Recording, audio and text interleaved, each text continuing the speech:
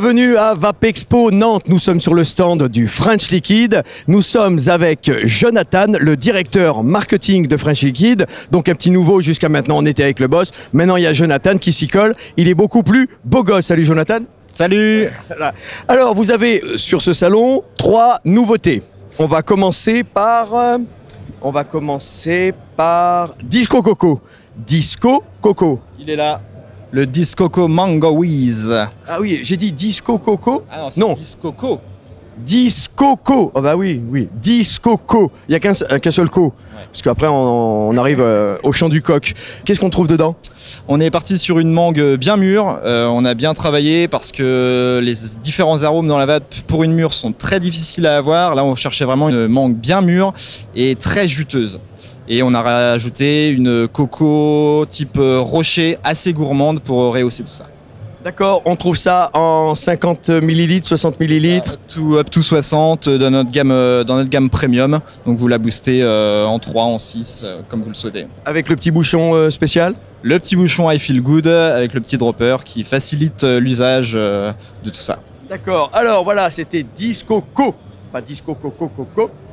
Pourquoi Mango Whiz? Whiz, c'est le petit agent de fraîcheur. C'est le petit twist final. Ouais, d'accord. Alors là aussi, un truc un petit peu spécial, le déclic. Le déclic, ici aussi, on a pas mal travaillé sur le liquide de transition parfaite pour les fumeurs de cigarettes traditionnelles. On voulait vraiment travailler sur un macérat de tabac. Donc vous savez un peu comment ça se passe, la macération des feuilles de tabac. Là, on l'a trouvé, c'est vraiment l'objet de transition idéal pour les fumeurs de cigarettes traditionnelles qui veulent se mettre à la vape tout en conservant une saveur de tabac originelle. Voilà, donc on a finalement un vrai arôme de tabac. C'est vrai que je viens de vapoter ça, j'ai l'impression d'avoir quasiment une clope au bec. C'est l'avantage du macérat de tabac, mais ça reste assez complexe chimiquement à travailler. Oui, on a travaillé dans ce sens-là. Effectivement, ça demande beaucoup de travail pour trouver cet arôme spécifique que les gens recherchent. D'accord, alors on va continuer. Alors voilà, non, ce n'est pas un suppositoire. C'est le Pralinux Pro 50. Voilà. C'est pour tous les petits tracas de la vie. On est parti sur une saveur pralinée. On est à Nantes, donc on a aussi travaillé sur un biscuit, un petit beurre nantais, et rehaussé d'une petite pointe de confiture de lait. Donc voilà, c'est notre médicament qui conviendra à tous pour toute la journée. Le Pralinux Pro 50. Voilà, donc entre le Ziban et le Pralinux Pro 50, bien sûr, choisissez le Pralinux Pro 50. Et alors, pour terminer, je mets mes petites feuilles ici. Pour terminer, on avait vu le Codopod V1, on a vu le Codopod V2, et puis là, on a le Codopod Evo. Voilà. Donc, voici le Codopod Evo. Alors, plein de petits changements, tout en étant à peu près la même chose, le même design, voilà, on retrouve à peu près le même design. Il est plus court, il est plus large, donc il a une batterie certainement deux fois plus. Même plus que ça, on était sur 350 pour le Nano, là on passe à du 1000 pour le Evo. On a une capacité de remplissage beaucoup plus grande, on passe de 2 à 4, et le principal intérêt de celui-ci, c'est que ça y est, il est enfin remplissable de nouveau jusqu'à 5 fois. Voilà, donc on a des petites cartouches, hein, comme vous le savez sur tous les pods, magnétiques, et ça tient bien, que vous pouvez remplir vous-même. Facile à remplir, par ici, on ouvre le petit clapet ici, et puis on remplit, et ça nous dure 5 remplissages. Redonne-moi la capacité en millilitres. En 4 ml. En 4 ml. Oui, donc voilà, on est bien. On est bien. Bon, voilà, on a tout dit. Jonathan? Merci à vous, merci à toute l'équipe. J'ai, pour finir, 2 petites choses. La première, c'est le quiz.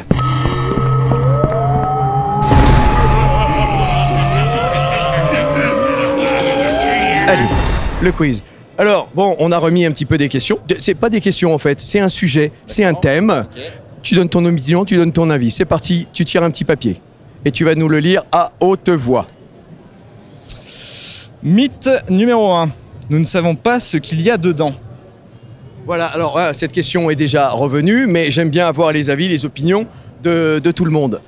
Effectivement, et les sceptiques ou les anti-vap on ne sait pas ce qu'il y a dedans, ça peut être dangereux. On ne sait pas ce qu'il y a dedans, c'est un mythe ou c'est pas un mythe? C'est un mythe, on sait exactement ce qu'il y a dedans. Ceux qui nous regardent connaissent déjà un peu la composition d'un liquide. Et voilà, il y a le PG, le VG, issu de l'agriculture qu'on se trouve par exemple dans le colza, la nicotine et ensuite des arômes alimentaires. Alors de temps en temps, on peut trouver sur certains un peu d'eau, des fois un petit peu d'alcool, mais ça c'est toujours et c'est obligatoire précisé sur le flacon. Mais il n'y a pas les additifs qu'on va pouvoir retrouver dans le tabac. Donc oui, on sait exactement ce qu'il y a dedans. Petite précision, là, le French, ça y est, on se met dans la stevia. Donc vraiment, c'est pas la stevia que vous retrouvez chimique dans vos supermarchés ou quoi que ce soit. C'est une stevia spécialement conçue pour la vape, donc totalement inoffensive et très très bien travaillée. Donc on va petit à petit la mettre dans nos liquides. D'accord, la stevia est un édulcorant.